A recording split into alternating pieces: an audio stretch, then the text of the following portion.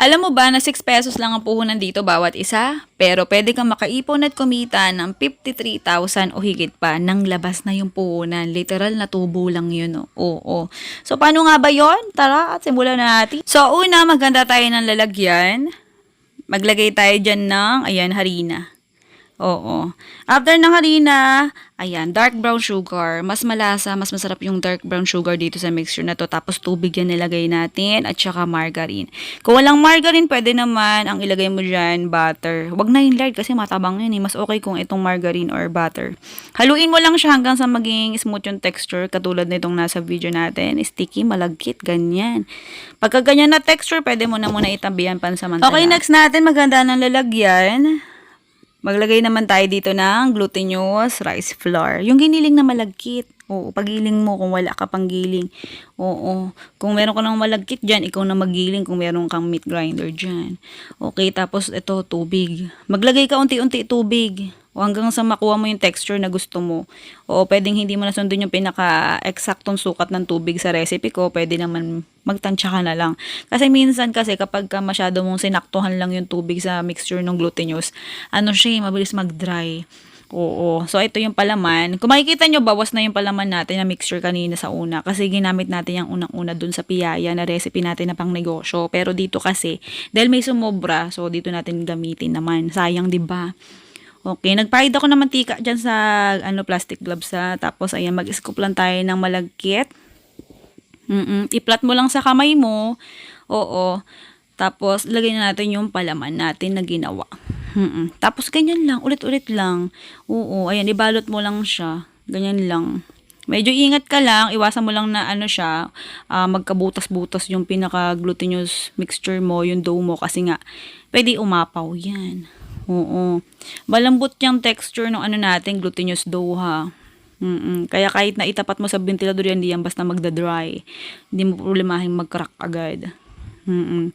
Okay, tas ulit-ulitin mo lang yan hanggang sa matapos ka. O, diba, bongga. Marami rin magagawa sa recipe na to. Oo. So, dahil hindi pa ako nakapagpainit ng tubig dyan, ayan. Sinabay na natin siya dito sa pang-coating. Okay, lagay tayo dyan ng coconut flakes, tapos dark brown sugar. Haluin mo lang hanggang sa maging golden brown. Hanggang sa malusaw yung, ayan, yung asukal. Medyo mamumuo. So, kapag sinalin mo yan, mo agad, piga-pigain mo ng kamay mo para mag-crack, para maging buwaghag ulit.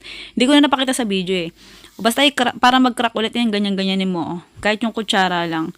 Oo, para maiwasan. Kasi pag na-crack mo na yan, hindi na yan ulit magdidikit-dikit. Okay, after natin doon, kumulo na rin yung natin, tubig. Isa lang na natin dyan yung ating, ayan, pinaka main ingredients. Palitaw yan, girl. Dahil trending ang palitaw ngayon, gumawa tayo ng ibang version. Okay, dahil hindi pa tayo makabili ng flat tops chocolate na pang filling, pang palaman. Ayan. Gumawa tayo ng sarili natin version. Hindi ko sure kung mas murang palaman to. Pero ang sarap. Oo, sarap. Oo, sarap ng palaman natin sa piyaya eh. So, ayan, ginamit ko siya sa palitaw. Feeling ko kasi, babagay din yung lasa ng palaman sa palitaw dito. Sa palaman sa piyaya. Pagka pinalaman natin siya sa palitaw. So, ayan, ang sarap niya talaga.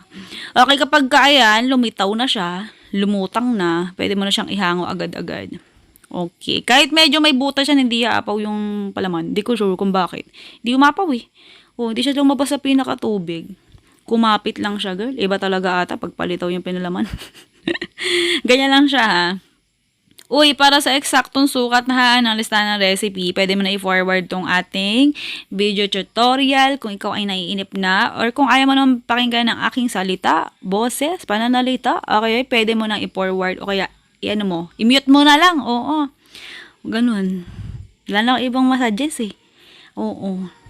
Wala, ito na kasi naisip ko kasi no way, para mabilis makapag-edit. Oo, kaya madalas, hindi na ako, isang beses sinubukan ko magawa ng tag doon, script, katagal. Oo, laking oras na sinasayang. Okay na to. Oo, basta naririnig nyo, okay rin na yan. Yung mga ayaw ko marinig, i-mute nyo na lang. Ganyan lang siya, i-quote nyo lang siya. Oo. Ang sarap nito, uy, try nyo. Bagay na bagay sa palitaw yung coating na nilagay natin. Wala pa ibang gumagawa nito, i-try nyo. Oo. Next na kayo. Itinda nyo, sigurado maraming bibili sa inyo. Babalik-balikan kayo, promise. Super sarap nito. I-try nyo na. Kakaiba, pero siguradong bibilin talaga sa inyo yan. Okay, lista ng costing, recipe. Next na dito sa Lantakan Time. Sige na, goodbye, good luck. Love you.